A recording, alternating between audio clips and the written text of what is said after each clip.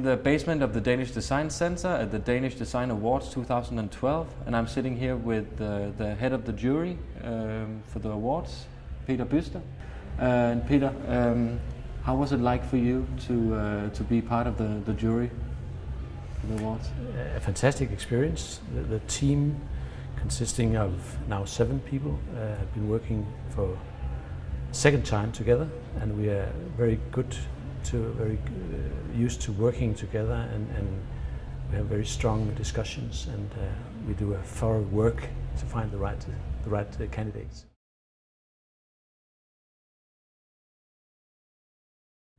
What was especially important for you in picking the right winners for the different categories? It's always very important to to cut the crap, to cut all the unnecessary things in a good design, to cut everything that is generic, to cut everything that is maybe just a weak copy or something. So when it comes to the essentials of a good design, basically, normally there's not so much doubt on what to choose.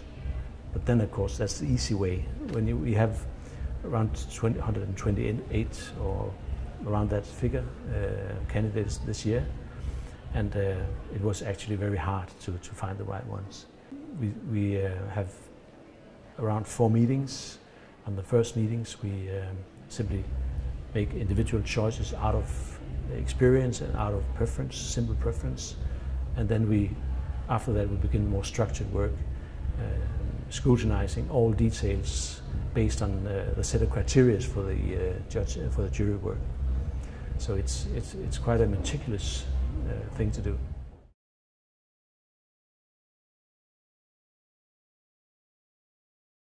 How long was the time frame for picking the winners? I think 4 meetings. It was 3 of the meetings were full one-day meetings. So it's we use too much time, but it's worth it.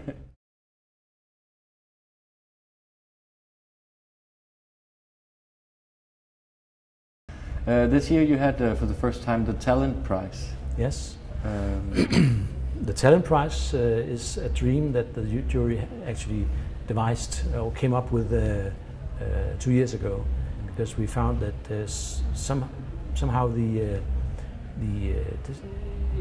design-based industry in Denmark was almost detached from the new talent in Danish schools. The design school students, well, I wouldn't say they hated the Danish Design Center, but they said this is for the establishment.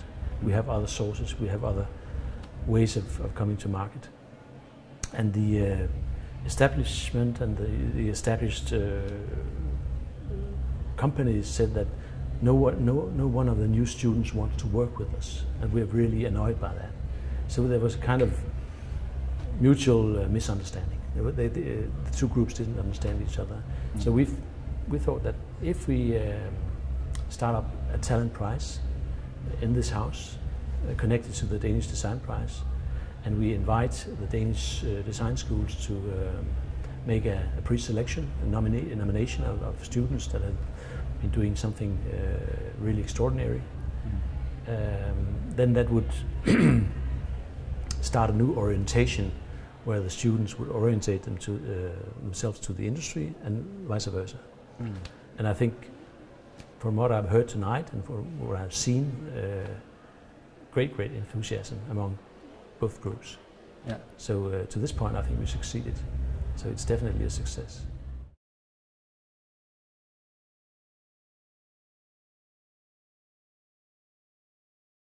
What do you see as the most important purpose of the Danish Design Awards?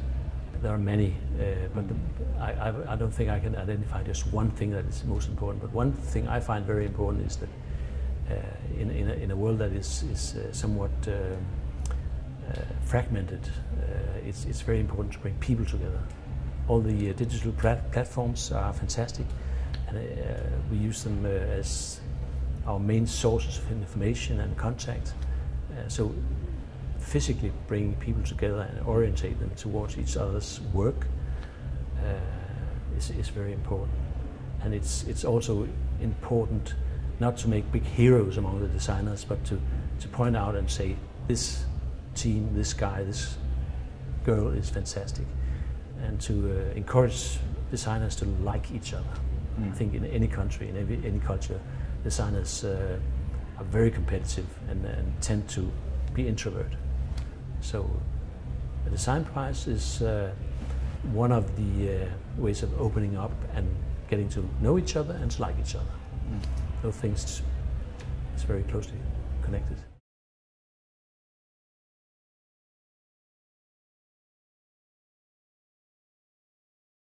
You've been in the Danish design industry for a long time, and you're one of the major players. Where do you see Danish design heading, or Scandinavian design maybe? I normally prefer to say Nordic design. Nordic, yeah. Or Scandinavian, if you like, because Danish design is nothing like Danish design anymore.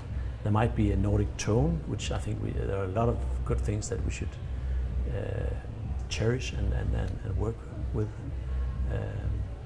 But I noticed with the talent prize, especially, I think that the students are really reaching out for international fame, of course, but also for international inspiration. And then you would think, then they come home and make international design, and there's nothing like Nordic or Danish design anymore. But that doesn't happen. They go out, they grasp all the good things, and they get inspiration to bring home. And then for some odd reason, when they make a product or make a solution or entangle themselves in a collaboration with other designers or other professionals, somehow it comes up to be to have a Nordic touch. And you might ask, what is the Nordic touch? It's many. It can be many things, but it's among other, it's a kind of simplicity, a cleanliness in the best meaning of the word. It's an orientation to the, I would say, a human dimension. Those three things, among others, are important. And I think that's because they have a social framework, not a national framework, but a social framework that would ensure that their design is still connected to real people. Of course, you can find that in other countries, in other areas, but if there is anything special about the Nordic design, that's it.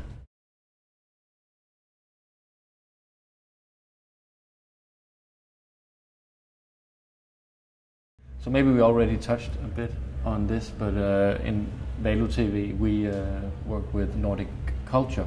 Yeah. Design is, of course, a big part of this, but there are many other aspects. Are there any aspects that you see as specifically Nordic or bastions where we, how can you say, take the prize? Yeah, but yeah, of course there are, but a certain, I think some of the Danish designers that I know are, humble is an awful word, but they're humble to the assignments, to the people they're working for, and they really want to create results for other people than themselves.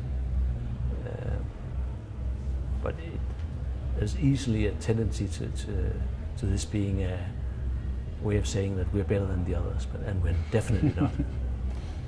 But we should, of course, cherish our good identity, the good parts of our identity. Thank you very much. Okay. Have a nice evening. Tak.